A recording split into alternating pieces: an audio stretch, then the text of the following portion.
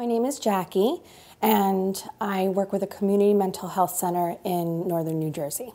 When I was experiencing the storm, I was at home, and the most jarring thing was just the lights going off, losing your heat, losing your resources, your food kind of going bad, that sort of thing. So personally for me, compared to all the devastation that's taken place in the scope of the storm, it really wasn't that bad.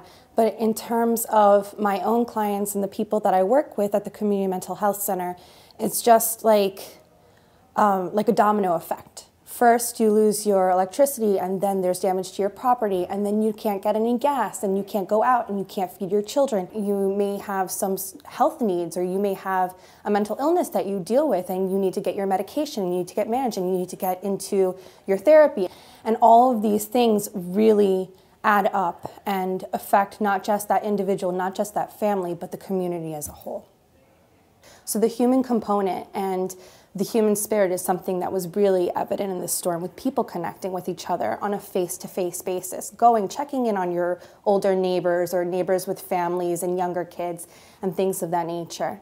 I think the best way to be able to manage as a care provider and being able to help other people manage is being on the lookout for resources and being very proactive and creative in terms of getting people the resources that they need and getting yourself the resources that you need. If you're not well and if you're not taking care of yourself, you're not going to be able to help other people take care of themselves. So keeping an eye out, talking to people, communicating with people, always kind of listening to the buzz that's going on in your community.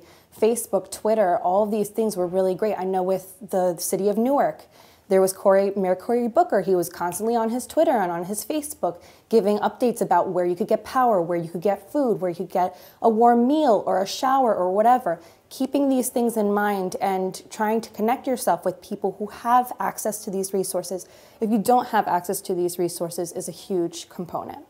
So I think if anything, this storm has taught us how to be more prepared in the future and also how to plan for these things. I'm sure that storms like this will happen in the future.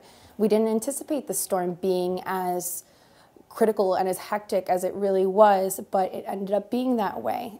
I'm going to be much more prepared next time, and I'm going to make sure that I'm telling others to be prepared and helping others get the resources to be prepared. But like I said, what's really being drilled is taking care of yourself and being able to get yourself to a place where you can be useful to others.